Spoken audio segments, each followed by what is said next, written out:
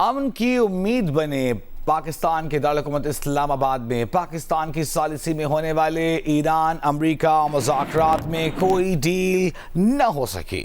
امریکہ کے نائب صدر جے ڈی وینس ایران سے ڈیل نہ ہونے کا اعلان کرنے کے بعد اسلام آباد سے امریکہ واپس روانہ ہو گئے، تاہم اہم بات یہ ہے کہ فریقین نے مذاکرات ختم کرنے کا اعلان نہیں کیا۔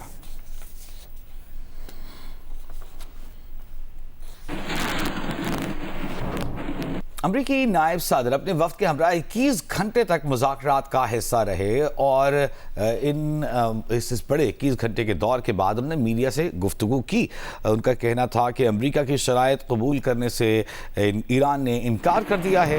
امریکہ کے نائب صدر جے ڈی وینس نے وزیر اعظم پاکستان اور فیلڈ مارشل سے اظہار تشکر کرتے ہوئے کہا کہ وزیر اعظم پاکستان اور فیلڈ مارشل نے حیرت انگیز کام کیا۔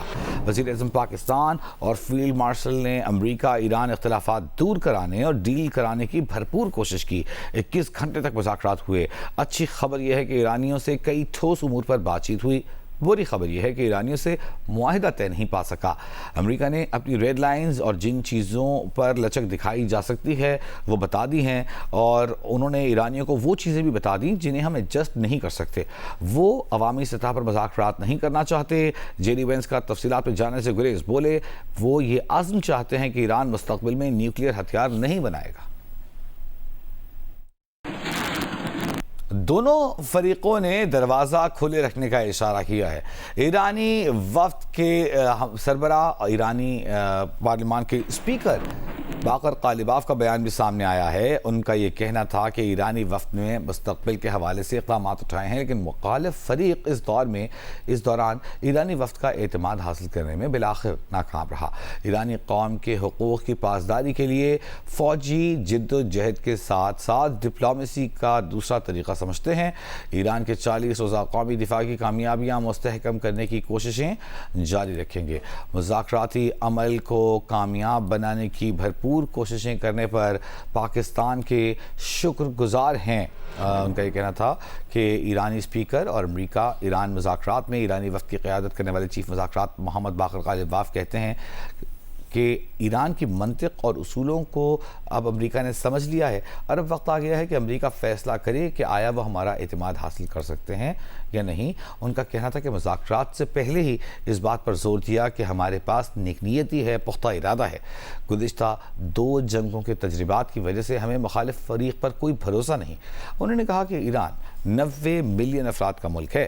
ایران کے تمام بہادر لوگوں کی طرف سے جنہوں نے سپریم لیڈر کی ہدایت پر عمل کرتے ہوئے سڑکوں پر نکل کر اپنے بچوں کو سہارا دیا اور اپنی دعاؤں کے ساتھ ہمیں ہمارے راستے پر بھیجا، ان کا بھی شکریہ ادا کرتے ہیں۔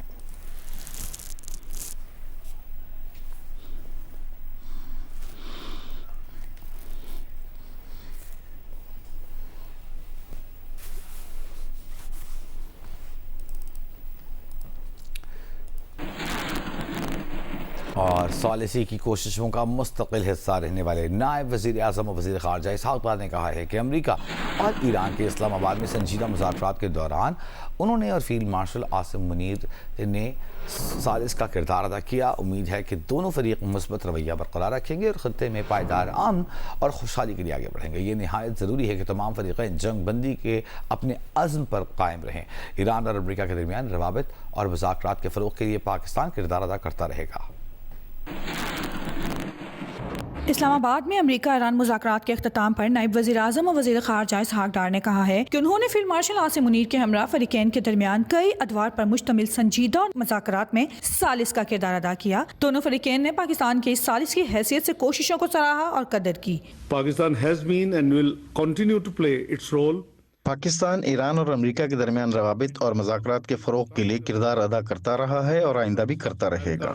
in the days to come. Ishaq Dar نے کہا ایران اور امریکہ کا شکریہ کہ انہوں نے وزیر اعظم شہباز شریف کی جانب سے خطے میں فوری جنگ بندی کی اپیل پر مثبت رد عمل دیا۔ Two sides continue with the positive spirit. امید ہے دونوں فریق مثبت رویہ برقرار رکھیں گے اور خطے میں پائیدار امن اور خوشحالی کے لیے آگے بڑھیں گے۔ یہ نہایت ضروری ہے کہ تمام فریقین جنگ بندی کے اپنے عزم پر قائم رہیں۔ Commitment to ceasefire نائب وزیر اعظم وزیر خارجہ اسحاق ڈار نے کہا کہ ایران اور امریکہ کا تہہ دل سے شکر گزار ہوں کہ انہوں نے اسلام آباد میں امن مذاکرات کے انعقاد کی دعوت قبول کی۔ امریکہ کے وفد کی قیادت امریکی نائب صدر جے ڈی وینس کر رہے تھے۔ ایران کے وفد کی سربراہی ایرانی پارلیمنٹ کے اسپیکر باقر کالیباف نے کی۔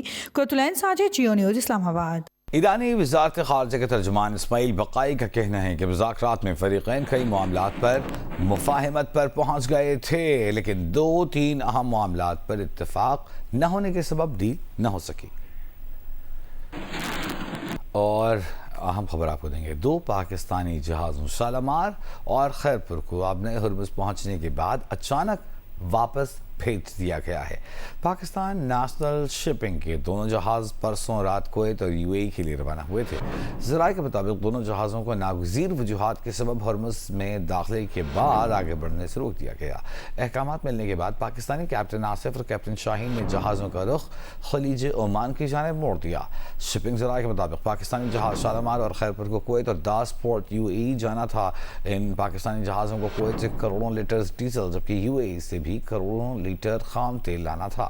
ذرائع کے مطابق ممکنہ طور پر جہازوں کو فجیرہ یا یمبو بھیجا جا سکتا ہے۔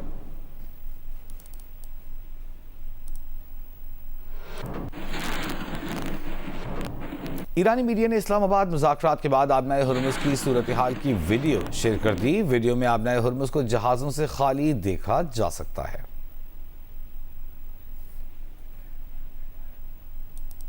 کراچی کے ثانوی تعلیمی بورڈ میں امتحانی مراکز کی تبدیلی، مبینہ بدعنوانیوں کی تحقیقات کے لیے فیکٹ فائنڈنگ کمیٹی قائم۔ ہمارے ساتھ ٹیلی فون لائن پر موجود ہیں رانا جاوید۔ ثانوی تعلیمی بورڈ کے امتحانات میں ہر سال ایک نیا مسئلہ سامنے آتا ہے، اب کیا ہوا ہے؟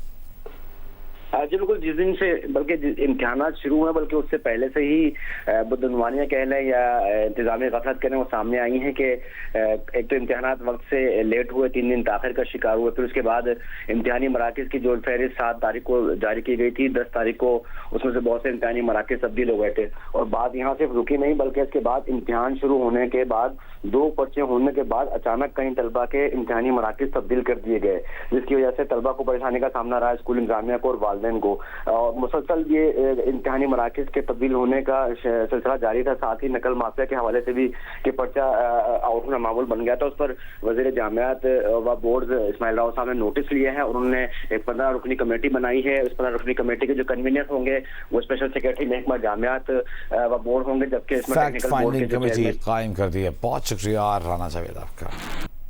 ملتان سمیت جنوبی پنجاب میں غیر معمولی موسمی تبدیلیوں کے باعث گندم کی فصل متاثر ہو رہی ہے۔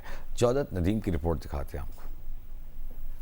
مارچ گندم کی فصل کے لیے نہایت حساس مرحلہ تصور کیا جاتا ہے کیونکہ اسی دوران دانہ اپنی تکمیل کے عمل سے گزرتا ہے۔ تاہم جنوبی پنجاب میں مارچ کے مہینے میں اچانک گرمی کی شدت بڑھنے سے گندم کا سٹہ قبل از وقت نکل آنے کے باعث گندم کے دانے کا سائز چھوٹا رہ گیا، اور سٹہ نکلنے کے بعد اپریل کے پہلے ہفتے میں غیر متوقع بارشوں اور ژالہ باری نے جنوبی پنجاب میں 2,10,000 ایکڑ رقبے پر لگی گندم کی فصل کو متاثر کیا ہے۔ پچھیتری گندم تھی اس میں زیادہ جو ہے نقصان ہوا ہے، لیکن جو اگیتی گندم تھی وہ پہلے ہی اس کا دانہ وغیرہ فل ہو چکا تھا تو اس میں کچھ زیادہ نقصان نہیں ہوا۔ جو ژالہ باری اور بارشیں پڑی ہیں اس وجہ سے تقریباً جو ہے ابھی جو پیداوار آ رہی ہے وہ 35 من کے لگ بھگ آ رہی ہے۔ نہیں، شروع سے ایسا لگ رہا تھا کہ کافی پیداوار آئے گی، تقریباً 40 45 50 من سے بھی آئے گی، لیکن اب یہی 30 35 بھی مشکل لگ رہی ہیں۔ جنوبی پنجاب کی مجموعی گندم کی پیداوار کا تقریباً 70% پیدا کرتا ہے۔ اس خطے میں ہونے والے موسمی تبدیلیوں کے اثرات فوڈ سیکیورٹی کے نئے خطرات کو جنم دے رہے ہیں۔ کسانوں کا کہنا ہے کہ بڑھتی ہوئی موسمی شدت کے باعث پیداواری لاگت پہلے ہی بڑھ چکی ہے، اب فصل کو پہنچنے والا نقصان ان کے لیے مزید مشکلات پیدا کر رہا ہے۔ متاثرہ کسان حکومتی امداد اور سروے کے منتظر ہیں۔ کیمرامین عابد بلوچ کے ساتھ جوز ندیم، جیو نیوز، ملتان۔ اور بھارت کی لیجنڈری گلوکارہ آشا بھوسلے 92 برس کی عمر میں چل بسیں۔ بھارتی میڈیا کے مطابق آشا بھوسلے کی آخری رسومات کل شام ادا کی جائیں گی۔ آشا بھوسلے سینے میں انفیکشن کے سبب اسپتال میں داخل ہوئی تھیں۔ آشا بھوسلے کا انتقال متعدد اعضاء کے کام چھوڑ جانے کے سبب ہوا۔